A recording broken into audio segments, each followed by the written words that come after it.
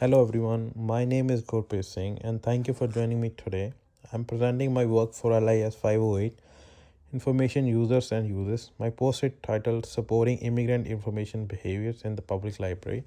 This post is focused on what I learned about the information behaviors of immigrants, the challenges they face when they are accessing the information, and the evidence-based strategies that public libraries can implement to better support them.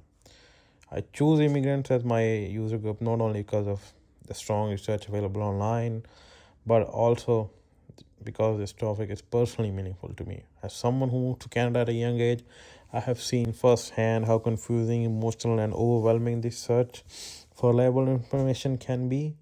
Many of the experiences described in the literature reflect the realities I've seen in my own community, which made this project especially important to me. We're going to talk about now information behaviors of immigrants. So, immigration often rely on trusted family sources when navigating a new country. Research showed that family, friends, culture community members, and WhatsApp groups are usually the first places they turn for help. These sources feel safe, comfortable, especially when language is a barrier. Because newcomers often begin with informal networks instead of formal institutions, the information they receive can be incomplete or inaccurate. Shiva notes that many newcomers delay approaching libraries, government offices, or settlement services because they fear misunderstanding or the judgment by the department. Another major pattern is that immigrants tend to search non linearly. Instead of one big search, their process involves gathering small pieces of information from many different places over time. Bates' cherry picking model explains this perfectly. Immigrants might start on YouTube, then ask a cousin, then check on a WhatsApp group, and later visit a library as their questions evolve. Immigrants' information seeking is also very deeply emotional. Coulthard reminds us that early stages of searching are filled with uncertainty, confusion, and even embarrassment. For immigrants who are still adjusting to new cultures, these emotions are even stronger. Across the literature, their most common information needs include housing, employment, healthcare, transportation, schooling, and the settlement process in a new country. So now we're gonna look through the theoretical lenses of this poster. In my poster, I highlight three theories that strongly align with the immigration information behavior. The first one is Bates' berry picking model. This model explains that information searching is not a straight line. It happens bit by bit with users shifting between sources as they learn new things. When we look at the immigrant behavior, moving from relatives to YouTube to WhatsApp to library, we see the berry picking happen constantly. Second is Chadman's life in the round. Chadman emphasizes that people rely on insiders within their own social world, like cousins, their friends of same culture background. For immigrants, insiders are often those who share the same language or culture background. This creates strong trust within the group, but also creates barrier to approaching formal systems. Fear of judgment or misunderstanding can prevent newcomers from asking questions even when the help is available. Finally, I draw on Coulthard's information search process. Her model focuses on emotional journey of searching, beginning with uncertainty and confusion and progressing towards clarity. Immigrants often remain in early confusion stage longer due to unfamiliar terminology and cultural adjustments. Libraries can play an important role in guiding users through these stages. Now we're going to talk about key barriers of immigrants. Across the reading, four major barriers appear often. The first barrier is language difficulty. Many immigrants struggle with unfamiliar terminology related to housing, healthcare, or immigration. The second barrier is emotional stress and fear.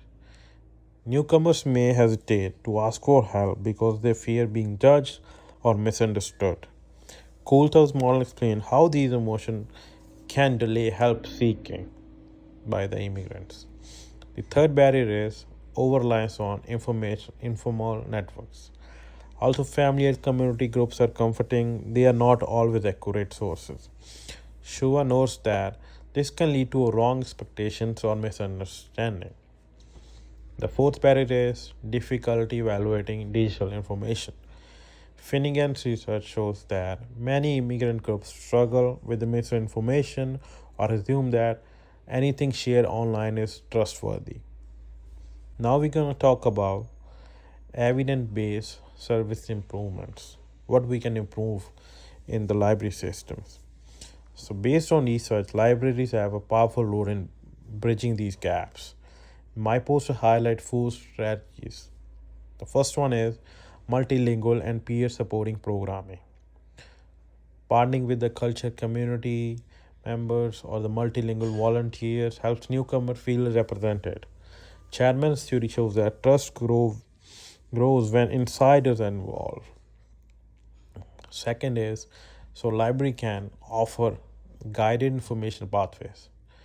These are simple step-by-step sessions on topics like housing applications, job searches, or the digital literacy. Coolthou's model shows that structure reduces uncertainty and builds confidence. Third one is digital information trust. Workshops are essential. These workshops teach newcomers how to verify online information, compare sources, and avoid misinformation. This directly addresses teacher trust challenges found in Finnegan's research. Finally, collaboration with settlement agencies is highly effective.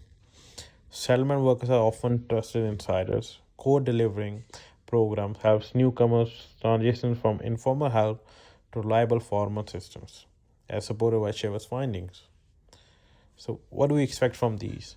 The expected outcomes are if the libraries adopt these strategies, we can expect? We can expect increased confidence in searching for information, reduced emotional stress, improved ability to verify online information, the better decision making related to the settlement process, a stronger long-term engagement with the library services.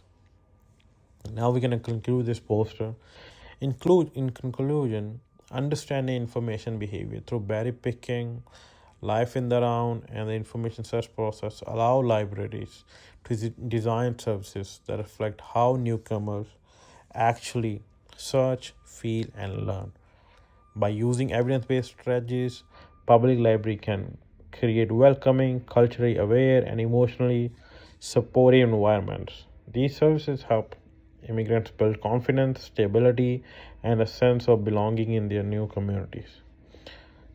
At the end, thank you for listening. This has been my poster for LIS 508 information users and users, and I hope it encourages all of you, us, to think more deeply how library can support immigrant communities. Thank you so much. You guys have a good day.